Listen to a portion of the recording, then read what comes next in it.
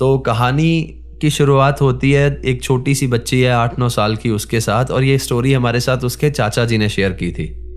अब इसका नाम है निहारिका और इसकी मदर का नाम है पूजा। तो निहारिका, पूजा और इनके 3 रिलेटिव, इनकी एक मौसी और उनके दोनों बच्चे जो कि निहारिका के एज के थे, 9-10 साल के थे। ये पांचों लोग अपने एक फैमिली फंक्शन पे जाकर के वापस घर की ओर लौट रहे थे। अब जब ये घर आ रहे थे तो इनके घर से करीब 2 किलोमीटर पहले इनकी कैब का टायर पंक्चर हो गया। काफ़ी देर तक इन्होंने हेल्प के लिए कॉल किया, अपने कुछ रिश्तेदारों को फ़ोन किया, लेकिन कोइंसिडेंटली सब लोग उस दिन बिजी थे और वहाँ पर उनको लेने के लिए कोई भी नहीं आ पाया। अब ये लेडीज़ जैसे हील में थी तो बहुत इजीली चल नहीं पा रही थी, और शादी के कपड़ों में थी, सेंट्स वगैरह भी लगाए हुए थे, सब कुछ किया हुआ था, मेकअप किया हुआ था, तो इन्हें प्रॉब्लम थी ऐसे जाने में। लेकिन अब 5-5:30 हो गए थे तो घर था 2 किलोमीटर सिर्फ। तो इन्होंने कहा कि लेट्स डू वन थिंग, हम लोग पैदल पैदल घर की ओर चलते हैं। अब ये 5 लोग, वापस से ध्यान रखना, निहारिका जो 9-10 साल की है, उसकी मदर पूजा, उसकी निहारिका की मौसी और उनके 2 बच्चे जो 9-10 साल के हैं। तो अब ये 5 लोग धीरे धीरे करके निकलना शुरू हुए अपने घर की ओर। इनके घर को 2 रास्ते जाते थे। एक तो नॉर्मल जो सीधा रास्ता था, जिसे हम शॉर्टकट नहीं कह सकते क्योंकि एक नॉर्मल रास्ता वही था। एक रास्ता और था जो कि गली में कट निकलता था एक, और बहुत ही कम डिफरेंस था दोनों रास्तों के बीच में, तो कभी कभी इंसान को आइडिया नहीं लगता था कि वो दूसरी गली में चला गया। इनके साथ ये हुआ कि जो डायरेक्ट रास्ता इनके घर की ओर जा रहा था, ये वहां तो गए नहीं, ये चले गए वो रास्ते में जो लॉन्ग कट था इनके घर की ओर। अब इनका जो 2 किलोमीटर का रास्ता था वो हो गया था 3-4 किलोमीटर का, क्योंकि वो घूम करके जाता था रास्ता, और शहर के मतलब थोड़ा ग्राउंड था वहां पे एक खुला, उस साइड से जाता था। थोड़ी दूर तक ये लोग आगे चले, 1-1.5 किलोमीटर आए, 6-6:15 बज गए, क्योंकि लेडीज थी, हील्स पहनी हुई थी, बहुत धीरे धीरे चल पा रहे थे। वहां पर बहुत सारे लोग भी नहीं थे कि हेल्प ले लें किसी से, क्योंकि वो सुनसान सा रास्ता था। थोड़ा आगे चलने के बाद जो पूजा है, निहारिका की मदर, वो रियलाइज करती हैं कि यार हम गलत रास्ते पर हैं, शायद हमें दूसरा रास्ता लेना था, हम लंबे वाले रास्ते से आ गए हैं। और टेंशन उनके सबसे बड़ी दिमाग में यह थी कि इन्हीं के शहर में जो इस रास्ते पे एक ग्रेवयार्ड था, जो कि अपनी भूतिया कहानियों की वजह से काफ़ी ज़्यादा फेमस था और लोग बहुत डरते थे उसके आसपास से जाने में। अब ये लोग जब इस रास्ते पे 1.5-2 किलोमीटर आगे आ गए तो इन्होंने सोचा कि यार अगर अब वापस जाएंगे तो हम लोग काफ़ी लेट हो जाएंगे, वापस 1.5 किलोमीटर जाओ, फिर घूम के 2 किलोमीटर घर जाओ। अब यहाँ से 1.5-2 किलोमीटर और रह गया है तो सीधा चलते हैं घर की ओर। तो इन्होंने एक फैसला लिया अपने मन ही मन में कि कुछ भी हो जाए मैं उस ग्रेवयार्ड के अंदर नहीं देखूंगी। धीरे धीरे चलते हुए हम ग्रेवयार्ड के सामने से दूसरी तरफ चेहरा करके निकल जाएंगे और घर पहुंच जाएंगे। इनके साथ जो बच्चे थे, अब बच्चे उनके हील्स पहनी हुई थी, शादी के कपड़ों में थे वो लोग, फंक्शन के कपड़ों में, तो नहीं ध्यान में रहता है। ये औरतें किसी तरह से मैनेज करके उस रोड पे चल रही थी। अचानक से इन्होंने रियलाइज किया कि जब वो ग्रेवयार्ड आया तो इनके दोनों बच्चे, मतलब मौसी का एक बच्चा और निहारिका, एक लड़की थी वो इनके साथ ही चल रही थी, निहारिका और मौसी का एक बच्चा था, वो ग्रेवयार्ड के पास जाके खड़े हुए थे और वहां पे खेल रहे थे, मतलब एक दूसरे से शरारतें कर रहे थे।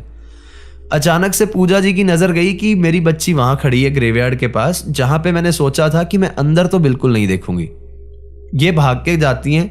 इन्होंने निहारिका, वो बच्चे को दूर किया। निहारिका यहां पर जब उन्होंने उसको ऑब्जर्व किया तो वो अंदर देख रही थी ग्रेवयार्ड के एक टक, अपनी एकदम आई साइड जो उसकी नजर है वो वहां पर गड़ाए हुए अंदर देख रही थी, जैसे उसे कोई चीज दिख रही हो। इन्होंने वहां पे इस चीज को बहुत ज्यादा ऑब्जर्व नहीं किया, मतलब इनको समझ में नहीं आया कि क्यों देख रही है, बस वो अंदर देख रही थी और उसके चेहरे पर एक स्माइल थी बहुत अजीब सी। इन्होंने जल्दी से निहारिका को उठाया और बोला कि तुम लोगों को मना किया था ना वहां जाने से, चलो चुपचाप। अब जैसे तैसे ये लोग 7-7:30 तक अपने घर पहुंचे। अब घर पहुंच गए, सब लोग नॉर्मल थे, सब लोग जाके रेस्ट करने लगे, थक गए थे। प्रॉब्लम ये थी कि निहारिका बहुत ज्यादा अजीब बिहेव कर रही थी। अब उसको एक अजीब से तरीके से, जैसे इंसान सुन्न पड़ जाता है ना, किसी बात का ढंग से रिप्लाई नहीं देता, एक तरफ देखते हुए सिर्फ चलता रहता है, और इस तरह से बिहेव कर रही थी। इसकी मदर को लगा कि बेचारी पैदल आई है इतनी दूर, काफ़ी ज़्यादा थक गई होगी, तो ये इसके वीकनेस के साइन है। इन्होंने उसको बोला कि तू तेरा आराम से सो जा। ये भी अपने दूसरे कमरे में सोने के लिए चली गई। रात में अचानक से निहारिका की जो मदर है पूजा, उनको बर्तन गिरने की आवाज़ आती है किचन से। पूजा खड़ी हुई, रसोई में गई और जाकर के देखा कि बर्तन वर्तन सब अपनी जगह पे है, यहाँ से कुछ भी नहीं गिरा है। फिर इन्हें लगा कि शायद हो सकता है ये मेरे मन का वहम हो, या मुझे ऐसा लगा हो कि बर्तन गिरे हैं, या कहीं पड़ोस से आवाज आई होगी। ये वापस अपने कमरे की ओर आ रही थी। अब जैसे ही कमरे की ओर ये चल रही थी तो लेफ्ट साइड में ही निहारिका का रूम भी पड़ता था। तो इन्होंने देखा कि निहारिका जो है, वो जो रूम जो है निहारिका का, वो एकदम उसका गेट खुला हुआ है और अंदर निहारिका अपने बेड पर बैठी हुई एकदम सामने देख रही है। पूजा जी काफी हैरान हुई कि निहारिका ऐसे क्यों कर रही है, रात के इतने लेट हो गए हैं और ये सामने बेड पर बैठी हुई है। जब इन्होंने जाकर के उसको देखा तो ये एकदम सामने दीवार पर देख रही थी और इसके चेहरे पर वही स्माइल थी जैसी उसकी ग्रेवयार्ड के बाहर थी। यहां पर भी उसकी मदर को बहुत ज्यादा कुछ समझ में नहीं आया।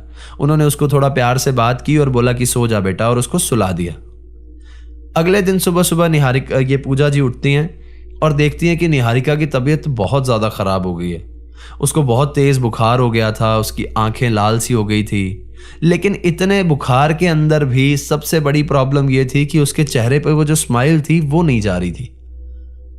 ये बहुत क्रीपी चीज़ थी कि बुखार भी था, सब तबीयत भी ख़राब है, लेकिन चेहरे पर स्माइल है और बोल कुछ नहीं रही है वो। पूजा जी बहुत ज़्यादा हैरान हुई कि क्या प्रॉब्लम है, ऐसा क्यों कर रही है ये। बेसिकली उसके बाद इन लोगों ने एक डॉक्टर को दिखाया उसको।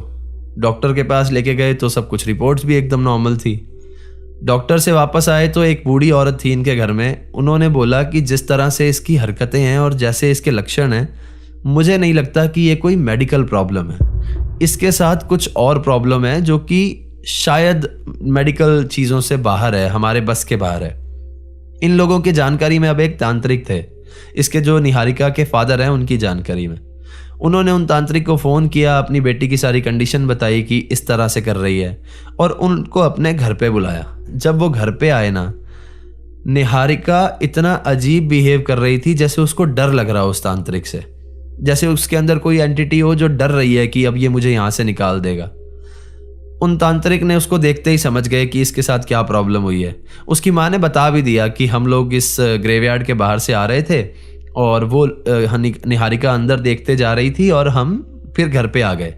उसके फादर ने, निहारिका के फादर ने उसे बहुत ज़्यादा डांटा पूजा जी को कि तू आई क्यों उस रास्ते से जब तुझे पता है कि वहाँ प्रॉब्लम है। लेकिन इन सब बातों का अब कोई सॉल्यूशन तो था नहीं। तो जो तांत्रिक थे उन्होंने इनको एक तेल दिया, एक पुड़िया दी और कुछ धागा बांधा निहारिका के हाथ पे कि आप ये सब चीज़ें इसको दो और ये ठीक हो जाएगी। एक हफ्ते तक इन लोगों ने वो तेल उसके सिर पे लगाया, उसका हाथ पे वो मोली बांधी और वो पुड़िया का कुछ उनको घोल के पिलाना था उसको, वो सब पिलाया। लेकिन ये चीज़ उसके अंदर से जा ही नहीं रही थी। सबसे ज़्यादा क्रीपी बात यही थी, आप खुद सोच के देखो, एक छोटी सी बच्ची है जो हर 24 घंटे में कभी भी नींद से उठ जाती है, या तो वो सिर्फ सोती है या फिर वो उठ जाती है और दीवार को देख के एक बहुत ही क्रीपी हंसी हंसने लगती है। सिर्फ एकदम शांति से दीवार को घूरते हुए वो हंसती रहती थी। उसको कोई बुलाओ, कोई उसकी बात का जवाब नहीं देता था, कोई भी उसको असर नहीं होता था। वो खाना भी ढंग से कभी खाती थी, कभी नहीं खाती थी। और एक हफ्ते तक ये सब कुछ ऐसे ही चलता रहा। तो उसके बाद क्या हुआ, इन लोगों को समझ में आया कि ये तांत्रिक बाबा ने जो इलाज बताया है इससे कुछ भी नहीं हो रहा है। फिर इनको किसी जानकार ने सजेस्ट किया कि आप मेहंदीपुर बालाजी लेकर के जाओ इसे, वहां पर हो सकता है इसका इलाज। यहाँ पर तांत्रिक वांत्रिक से कुछ नहीं होना जाना। अभी ऐसा ही है ना, इलाज जिससे हो जाता है लोगों को लगता है कि नहीं यार तांत्रिक सही होते हैं, कभी इलाज नहीं होता है तो लोगों को लगता है कि इनसे कुछ नहीं होगा। फिर ये लोग अपनी बच्ची को मेहंदीपुर बालाजी लेकर के गए और वहां जब ये बैठी मंदिर के सामने, वहां पर बहुत जोर जोर से, मतलब एक हफ्ता ये कुछ भी नहीं बोली थी, तो आप समझो कि उसकी जितनी भी कसर थी वो उसने सारी मंदिर में निकाल दी थी। वो बहुत जोर जोर से चिल्लाई, उसकी आंखें ऐसे फट रही थी जब वो चिल्ला रही थी, उसका चेहरा एकदम लाल पड़ गया था। और इनके पेरेंट्स को ऐसे लग रहा था कि ये छोटी सी बच्ची इतना सब कुछ सहन कैसे कर पा रही है, सिर्फ 10 साल की बच्ची है ये। वो अपनी बच्ची को देख करके रो रहे थे और साथ में परेशान भी थे, क्योंकि अब वो छोटी बच्ची है, उसके अंदर कोई चीज़ एंटिटी आ गई है तो उसका इलाज करवाना भी ज़रूरी था। ये सब कुछ करीब आधा पौना घंटा चला, उसका इलाज चला। और फिर आधे पौने घंटे के इलाज के बाद एक अजीब सी ऐसा सामने से पता लगा उसके पेरेंट्स को कि कोई एनर्जी है जो इसकी बॉडी से निकल गई है। एकदम चिल्लाते चिल्लाते पिन ड्रॉप साइलेंस हो गया। सबको समझ में आ गया कि इसके अंदर कोई चीज थी जो चिल्ला रही थी, और अब एकदम पिन ड्रॉप साइलेंस है, यानी वो चीज इसके अंदर से निकल चुकी है। उसके बाद भी 15-20 दिन निहारिका की तबीयत बहुत ज़्यादा ख़राब रही। उसके पेरेंट्स उसको ड्रिप लगवाते रहे, उसको फ़ीवर की दवाई देते रहे, लेकिन फाइनली वो जो एंटिटी थी वो उसके अंदर से जा चुकी थी। वहाँ जाके पता भी यही लगा कि वो जो ग्रेवयार्ड है वो काफ़ी ज़्यादा हॉन्टेड है और उसके अंदर बहुत सारी ऐसी चीज़ें हैं, बहुत सारी ऐसी एंटिटीज़ हैं, मसान होते हैं, बहुत सारी आत्माएं होती हैं जो अशांत होती हैं। तो वहाँ पर बहुत सारे लोगों के साथ कुछ ऐसा हुआ है। तो इस बच्ची के साथ भी वही हो गया था। वो आत्मा जो अंदर थी उस ग्रेवयार्ड के, वो इसके पीछे आ गई थी, क्योंकि एक तो छोटी बच्ची थी, इसके परफ्यूम लगा हुआ था और इसने अंदर देख करके उसे स्माइल कर दिया था, यानी इनविटेशन एक्सेप्ट कर लिया था। लेकिन बहुत मज़े की बात नहीं है, शमशान, ये ग्रेवयार्ड्स, ये सब चीज़ें ये इसलिए होती हैं कि वहाँ पर आत्मा को शांति मिलती है। लेकिन सबसे ज़्यादा अशांत चीज़ें होती हैं वो इसी जगह पर लोगों को मिलती हैं और यहीं पर लोगों के साथ ख़राब चीज़ें होती हैं, पजेस हो जाते हैं लोग। तो ये थी आज की कहानी दोस्तों। कहानी आपको कैसे लगी मुझे कमेंट करके ज़रूर बताइएगा। अगर आपको वीडियो पसंद आई है तो इसे लाइक कर दीजिए और अपने कमज़ोर दिल वाले दोस्तों के साथ शेयर कर दीजिए। अगर चैनल अभी तक सब्सक्राइब नहीं किया है तो सब्सक्राइब कर लो और वहाँ पर एक बेल आइकन होगा, उसे भी प्रेस कर देना, ताकि आगे आने वाले समय में मैं जो रियल लाइफ इंसिडेंट्स पे कहानियाँ लेकर के आऊँगा वो सबसे पहले आप तक पहुँचती रहें। अगर आपके पास भी ऐसी कोई कहानी है जो किसी सत्य घटना पर आधारित है तो नीचे दिए गए जीमेल एड्रेस और इंस्टा आईडी पे आप उसे हमारे साथ शेयर कर सकते हैं। तो चलिए दोस्तों, अपना ख्याल रखिए, खुश रहिए, हंसते खेलते रहिए। मिलते हैं अगली बार ऐसे ही किसी खौफनाक कहानी के साथ। सायोनारा, हर हर महादेव।